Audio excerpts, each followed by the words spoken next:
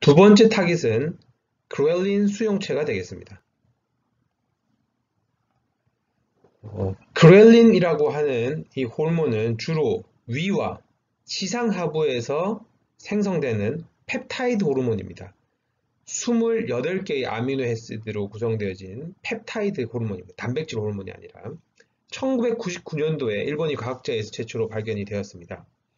이 호르몬은 수용체가 있겠죠. 아까 말씀드린 G 프로틴 커플드 리셉터 플라즈마 멤브레인은 그래서 좀 구체적인 이름은 GHSR1A라고 하는데 이 수용체에 결합을 해서 얘를 활성화시키고 굉장히 생체 내에서 다양한 작용을 유도합니다. 그러면 저는 왜 어떤 이유로 그렐린 수용체 내지는 그렐린을 각각 치료 타깃과 치료 물질로 선정을 했는지에 대한 내용을 빨간색으로 이렇게 하이라이트를 해봤습니다. 왜 그러냐면 그렐린이라고 하는 호르몬이 수용체인 GHSR1A에 결합을 했을 때 우리 몸에서 학습과 인지 능력이 증가된다라는 보고가 있었습니다. 뿐만 아니라 그렐린이 리셉터에 결합을 해서 활성화되었을 때 염증이 감소되는 것, 그리고 시냅스 수가 증가하는 것, 그리고 세포산멸이 억제되는 것, 그리고 식욕이 촉진되는 결과, 대사가 촉진되는 결과, 그리고 앞서 잠깐 말씀드린 Adult Hippocampal Neurogenesis라고 하는 해마 성체 신경 생성이 증가된다라는 문헌들이 많이 있었습니다. 근데 이 빨간색으로 표시한 것들은 전부 다 알츠하이머병과 관련된 변화, 심텀이었던 거죠. 알츠하이머병에서는 학습과 인지기능이 떨어져 있죠. 그리고 신경염증 반응이 일어나고 시냅스 수가 줄어들어 있고 신경세포가 죽고 식욕이 억제되어 있고 대사가 억제되어 있고 디스터번스가 있고 그리고 해마 내 성체 신경 생성이 억제되어 있습니다. 근데 이 그렐린이 이러한 기능에 좋은 효과, 회복하는 효과를 준다면 이거야말로 획기적인 치료 방법이 아닐까 이런 생각을 하게 되었던 거죠. 그래서 저는 어떤 실험을 했냐면 그렐린 자체는 아미노애시드가 28개고 또 고가입니다. 그리고 반감기도 굉장히 짧습니다. 그래서 이제 약물을 개발을 할 때는 주로 미메틱스, 아고니스트를 쓰죠. 그리고 또 그렐린은 아미노애시드가 1에서 28, 즉 28개로 되어 있는데 앞부분 1에서 5, 첫 번째, 두 번째, 세 번째, 네 번째, 다섯 번째 레지두만, 잔기만 그렐린 리셉터인 GHSR1A에 결합을 합니다. 그래서 그 짧은 시퀀스 그리고 반감기를 증가시키기 위한 어떤 화학 구조를 달아서 소위 미메틱스라는 것을 치료에 많이 사용을 하고 있죠. 그래서 저희도 MK0677이라고 하는 뭐 개발 코드명이라고 하는데 어쨌든 이물질 화학 이 약의 이름은 또 이뷰타모넬이라고도 부르는데 어쨌든 이 물질을 즉 그렐린보다 싸고 그렐린보다 반감기가 높은 것을 알츠하이머병 동물 모델인 5XFAD 마이스 이 쥐는 A베타가 인위적으로 굉장히 많이 만들어진 그래서 알츠하이머병을 미믹한 모델이 되겠죠. 어쨌든 이 쥐에 투여를 하고 아밀로이드 베타가 어떻게 되는지 봤습니다. 앞서 아밀로이드 베타는 포지에이시라고 하는 안티바디로 염색을 한 데이터를 보셨을 건데 5XFAD에서 포지에이시라고 하는 A베타의 마커에 염색되는 수가 그렐린 미메틱스인 MK0677, 즉 그렐린 수용체를 활성화시켰을 때 아밀로이드 베타가 줄어드는 것을 확인하였습니다. 그리고 A베타를 염색하는 게 항체를 이용한 실험 방법은 이뮤노히스토케미스트리, 면역화학 염색법이라고 하는데 그것뿐만 아니라 그냥 케미칼로 사이오플라빈 S라고 하는 케미칼 다이로 염색을 했을 때도 아밀로이드 베타의 수치가 약물 처리에 의해서 줄어드는 것을 확인하였습니다. 이 사이오플라빈 S 스테이닝은 여러분이 6학년이 되어서 연구능력 배학 수업 시간에 저희 랩에 오시면 한 번씩 할 수 있습니다. 어쨌든 이런 그렐린 리셉터를 그렐린 미메틱스가 활성화시킴으로써 아밀로이드 베타가 줄어드는 결과를 확인을 하고 그렐린 수용체를 MK067로 활성화시키면 5XFADG 대뇌 피질에 축적되는 아밀로이드 플라기 수가 줄어든 것을 이렇게 보고를 했습니다. 이 논문은 여러분의 선배 3명이 같이 썼습니다. 박준용, 구보경, 송지수 선배가 같이 우리 랩에 와서 쓴 논문이 되겠습니다. 앞선 슬라이드의 요약 그림이 되겠습니다. 그렐린 아고니스트인 GHSR1A 활성화 물질인 MK0677이 뉴런 마이크로글리알 에스트로사이트에서 활성화되면 리셉터를 MK07 활성화시키면 뉴런이 죽는 것이, 그리고 뉴런의 시냅스가 줄어드는 것이, 그리고 아밀로이드 플락이 증가하는 것이 억제된다. 그리고 염증도 억제된다라는 것을 저희가 증명을 하였습니다. 세 번째 타깃은 아밀로이드 베타 응집이 되겠습니다. 아밀로이드 베타는 알츠하이머병의 원인 물질이라고 하고, 이 아밀로이드 베타가 신경세포 사멸을 일으키고, 즉 신경세포가 죽으면 알츠하이머병의 증상인 머리가 나빠지는 게 나타나는 거죠. 이 순서가 알츠하이머병의 핵심적인 병변이 되겠습니다. 아밀로이드 베타가 많이 만들어지는데, 아밀로이드 베타가 응집이 일어나면 독성을 나타내고, 그 독성에 의해서 신경세포가 죽으면 자연스럽게 머리가 나빠지는 거죠.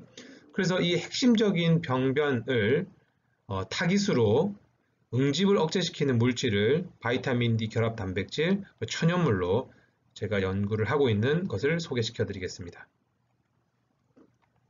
먼저 바이타민 D 바인딩 프로틴을 제가 어떻게 알츠하이머병 치료 물질로 A베타 응집 저해제로 사용하게 되었는지 설명을 드리겠습니다.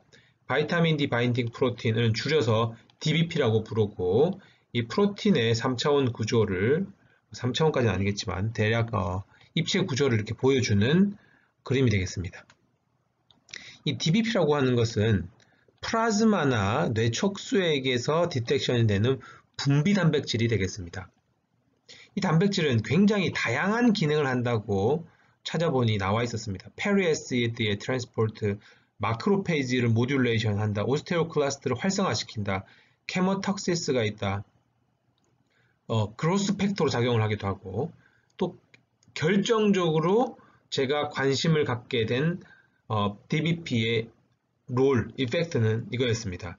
세포 바깥에 있는 액틴이 독성을 나타내는데, 이 액틴과 DBP가 결합을 해서 이 액틴을 클리어런스 하는 역할을 한다라고 했습니다. 액틴이라고 하는 어떤 프로틴을 바인딩해서 제거해준다, 뭐 이런 것이 관심을 받게 되었죠. 그리고 관심을 가지게 되었고, 그리고 이런 DBP를 정상 농도보다 좀 높게 투여를 했을 때 치료 효과가 나타난다는 보고들이 있었습니다. 바이타민 D가 결핍된 어떤 조건의 치료 효과, 암이나 리버 디즈나 트라우마나 오스테오페트로시스 같은 질환의 DBP 농도를 인위적으로 높여주면 질환이 치료된다, 이런 게 효과가 있었고, 아까 말씀드린 액틴과 결합해서 액틴을 클리어런스 해주는 역할을 DBP도 해주지 않을까, 액틴이 아닌 A베타와 결합하지 않을까, 그런 가설을 세게 되었습니다. 좀 부연 설명이 필요하겠지만 이 시크리토리 프로틴들이 많은 경우에 액틴과 결합해서 소위 클리어런스, 시캐스트레이션을 하고 있었습니다.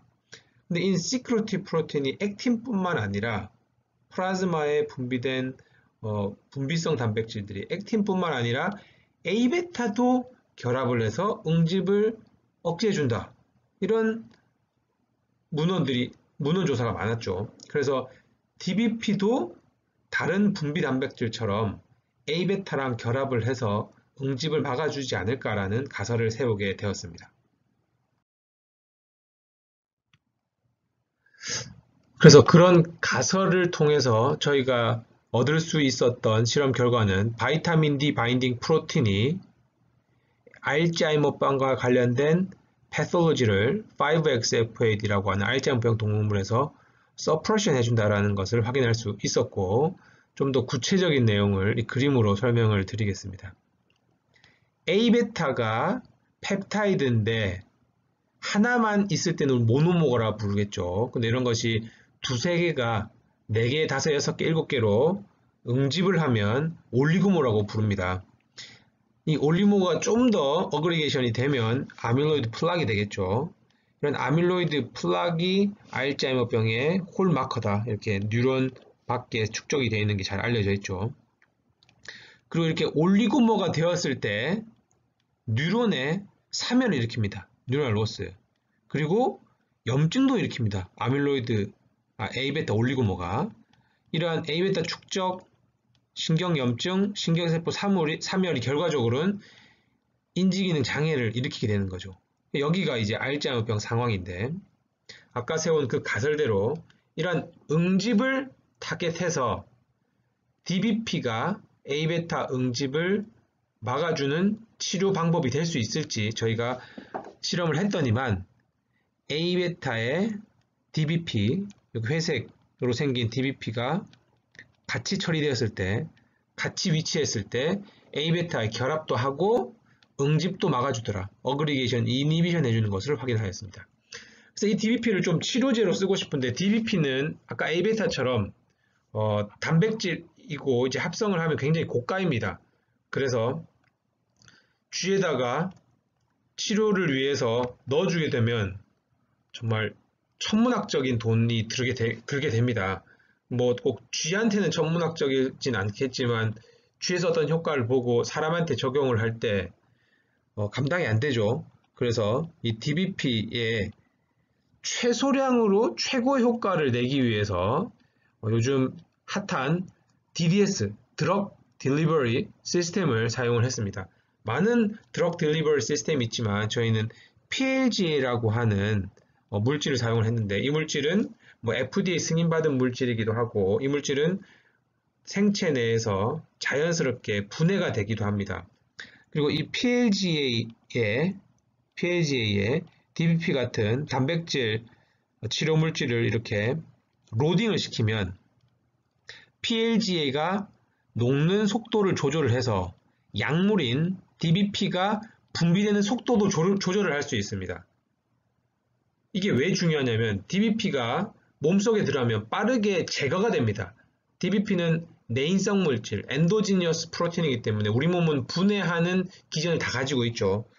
알츠하이머병이라고 하는 것은 크로닉한 디지즈라서 굉장히 서서히 진행이 되는데, DBP가 몸에 들어가서 짧은 시간 안에 분해가 되면 다시 투여를 해야 되는 거죠. 근데 이게 굉장히 고가이기 때문에 한 번에 분해되지 않고 병이 천천히 진행된 거에 맞춰서 DBP도 천천히 분해가 되면, 내지는 혈액 속에 천천히 릴리즈가 돼서 혈액 속의 DBP의 농도가 일정하게 높은 농도로 유지될 수 있으면 치료 효과가 극대화가 되겠죠. 그래서 DBP를 PLGA에 로딩을 해서 PLG가 녹는 속도가 천천히 일어나게 돼서 DBP의 릴리즈도 천천히 일어나게 됩니다. 그럼 결과적으로 DBP가 A베타 응집을 막아주는 효과가 굉장히 오랫동안 지속되는 것을 우리가 유도할 수 있게 되는 겁니다. 그래서 A베타가 응집되면서 올리고가 되면서 나타낸 독성을 DBP가 억제해준다. 더 나아가서 약물로 개발하기 위해서 반감기를 증가시켜주고, 그래서 혈액 내의 농도를 높게 해주기 위해서, 그리고 그렇게 천천히 넣어주면 이 PLG에 싸지 않았을 때는 뭐 하루에 한 번 투여하던 것을 일주일에 한 번, 뭐 예를 들어서 그렇게 훨씬 더 적은 농도를 훨씬 긴 인터벌로 인젝션을 해도 되는 거죠. 어쨌든 DDS를 이용해서 생체 내에서도 효과적으로 DBP가 릴리즈되고 치료 효과가 보이는 것을 확인하였습니다. 그런 치료 효과 확인 데이터 중에 한 가지만 소개해드리면, 앞서 본 A베타를 염색하는 포지에이시라고 하는 항체, 그리고 사이오플라빈 S라고 하는 염색 다이가 컨트롤에 비해서 알츠하이머병에 걸린 쥐지만 약물을 처리하지 않은, 하지만 알츠하이머병에 걸린 상태에서 DBP에 로딩된 PLG에 로딩된 DBP를 투여한, 즉 약을 치료제를 맞은 이 뇌에서는 아밀로이드 베타가 줄어드는 것을 확인하였습니다. 이런 포지에이크와 사이오플라빈 S뿐만 아니라 좀 더 많은 실험 방법으로 또 증명을 했습니다.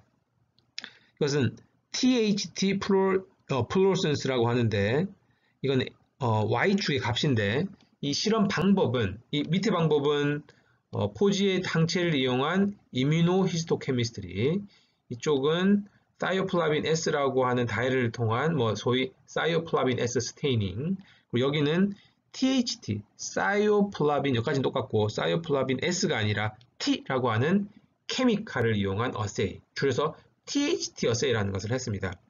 THT 어세이를 했을 때 좀 복잡할 수도 있겠지만 A베타가 시간이 지남에 따라 응집이 되면 베타식 구조를 가지게 되죠. 그 베타식 구조에 2차 구조가 되겠죠. 베타식 구조에 사이오플라빈 T가 끼어 들어가게 됩니다.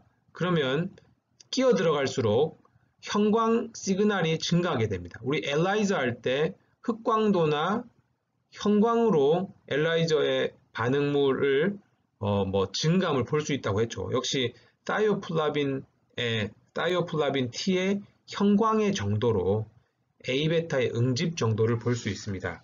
그래서 DBP에 의해서 A베타의 응집이 줄어들면, 즉 베타식 구조가 줄어들어서 사이오플라빈 T가 끼어 들어가는 게 줄어들면 형광이 줄어들게 되는 거죠. 그래서 DBP 그리고 DBP가 PAGA에 록이 된 것 둘 다 THT 형광이 줄어들더라, 즉 A베타의 응집이 줄어들더라 라는 것을 알 수 있었습니다. 그래서 PLGA에 담지된 비타민 D 결합 단백질은 DBP는 아밀로이드 베타의 응집과 축적을 억제하는 것을 THT 어세이, 포지에이트 이뮤노케미스트리, 사이오플라빈 S 스테이닝으로 확인을 하였습니다.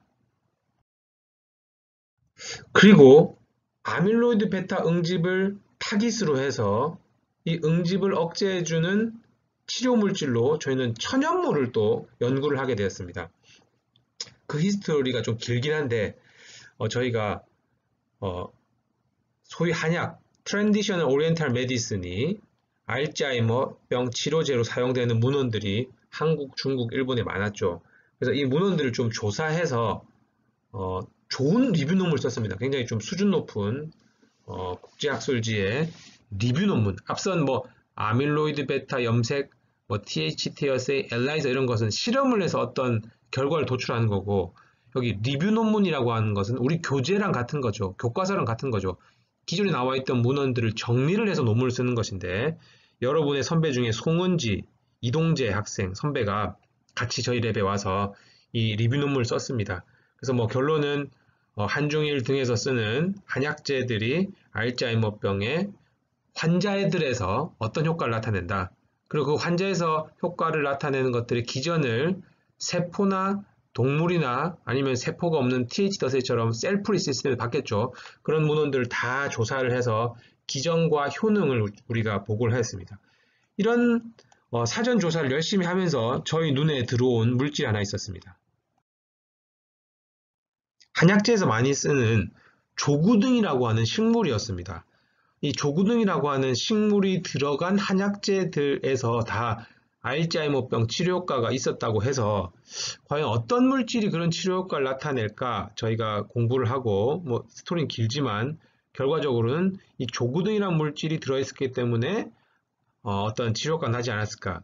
이 조구등이라고 하는 식물이 혹시 아밀로이드 베타의 응집을 막아주진 않을까 싶어서 아까 말씀드린 사이오플라빈 S 스테이닝, 포지에이트라고 하는 항체를 통한 아밀로이드 베타 스테이닝을 했을 때 알츠하이머병에 중요한 역할을 한다는 히포캠팔 포메이션, 좀 신경해부학 시간에 배울 수도 있겠지만 히포캠팔 포메이션은 여러분이 잘 아는 히포캠퍼스, 즉 해마랑 서비큘럼을 합쳐서 부르는 말입니다. 이 서비큘럼도 역시 그래서 해마처럼 커그너티브 펑션이 굉장히 중요한 부위인데 그 서비큘럼에 아밀로이드 베타 축적이 많습니다.